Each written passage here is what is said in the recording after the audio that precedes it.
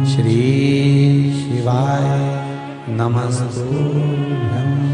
अधिक फल आपको प्रदान करेगी, सुख का अनुभव कराएगी, आपके जीवन का कल्याण करेगी। और निवेदन, सोमवती अमावस्या हमारे जीवन को फलित करने वाली, सुख देने वाली, आनंद देने वाली, हम उसका लाभ अवश्य लें।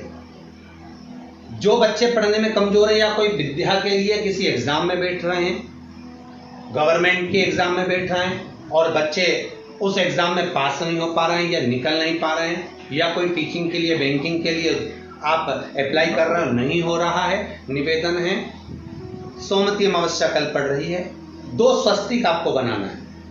कितने स्वस्तिक बनाना है? 2 स्वस्तिक। एक स्वस्तिक कुंकू का पीपल के पेड़ पर बनाना है आपको। पीपल के पेड़ पर बनाने के बाद में जमीन पर, भूमि पर एक घी का दिया लगाना है। दूसरा स्वस्तिक शंकर के मंदिर की चौखट पर आपको बनाना है, किसी भी एक साइड में, चाहे राइट में बनाना है चाहे लेफ्ट में बनाना है। शंकर के मंदिर पर जो स्वस्तिक बनाओगे वो पहले पीपल के वृक्ष के बनाना है। पीपल के वृक्ष के बनाने के बाद में शंकर के मंदिर में शाम के समय आप जाकर स्वस्तिक बना सकते हैं।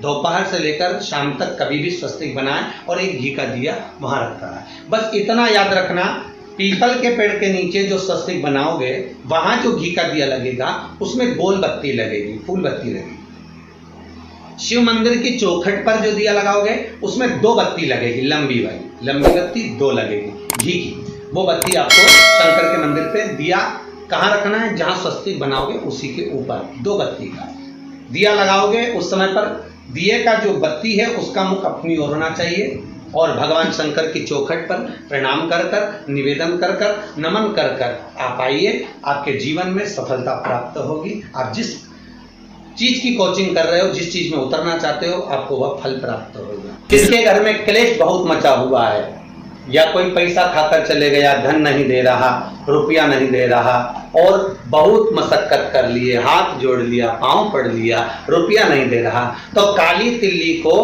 पानी में गला दीजिए और पानी में गलाकर उसको सुबह पीस लीजिए। सोमवती अमावस्या के दिन सुबह पीस लो। पीस कर एक कटोरी में उसमें पीला चंदन मिला लीजिए, उसको लेकर जाइए। 1 लोटे में दूध और जल लेकर जाइए, 5 बेलपत्र लेकर जाइए।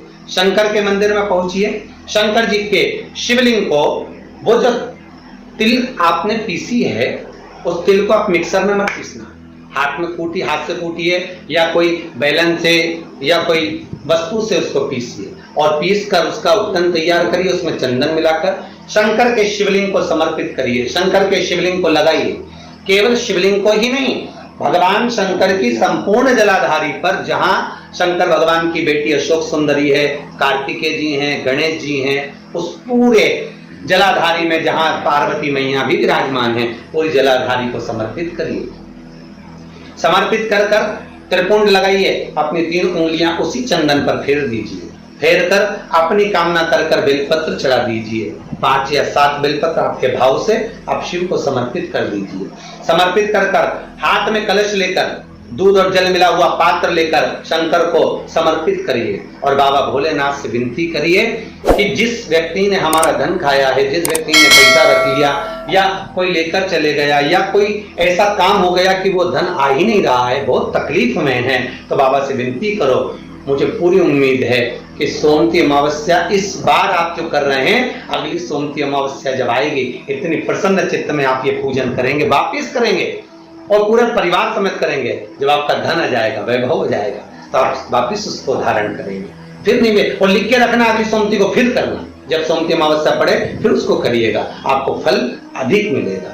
जिन कन्या और वर के विवाह नहीं हो रहे, वो सोमवती अमावस्या के दिन जाकर बाबा पीपल के पेड़ की फेरी अवश्य दें। 108 नहीं बने 7 अवश्य दें। पूजन कर कर, दिया लगाकर, घी का दीप प्रज्वलित कर कर बड़े आनंद में पीपल देव का पूजन करें।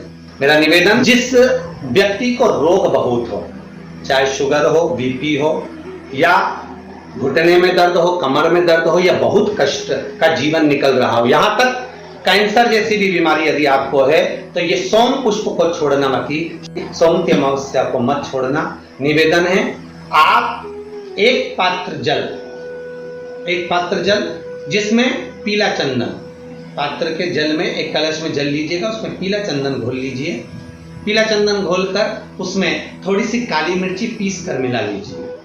काली मिर्ची को पीस कर डाल दीजिए और उसमें 7 बेलपत्र उसके अंदर डाल दीजिए। 7 बेलपत्र के साथ में 7 वृक्ष के पत्ते, कोई भी वृक्ष जो आपके पास में हो, 7 वृक्ष के पत्ते उस कलश में डाल दीजिए। घर से निकलते समय पूरे घर का भ्रमण करते हुए जिस व्यक्ति को रोग बहुत है उस व्यक्ति का स्पर्श कराते हुए वो जल शंकर भगवान के ऊपर समर्पित कर थोड़ा सा जल बचाकर, पत्तियां सब शिव जी को चढ़ाकर थोड़ा सा जल बचाकर शंकर की देहली पर चढ़ा दीजिए। शंकर की चौखट पर, भगवान शंकर के शिवलिंग की चौखट पर समर्पित करें। शिवलिंग की चौखट पर समर्पित कर उसी जल जो आपने देहली पर चढ़ाया है उसी जल का भाग थोड़ा सा कटोरी में 1 चम्मच के बराबर लेकर आइए। जो व्यक्ति बीमार है उसके शरीर पर उसको छींटा दीजिए। 3 बार छींटा देना है, सुबह, दोपहर और शाम। उसके बाद में बाबा विश्वनाथ से प्रार्थना करिए। शाम के समय घर के बाहर एक घी का दिया अवश्य लगाइए।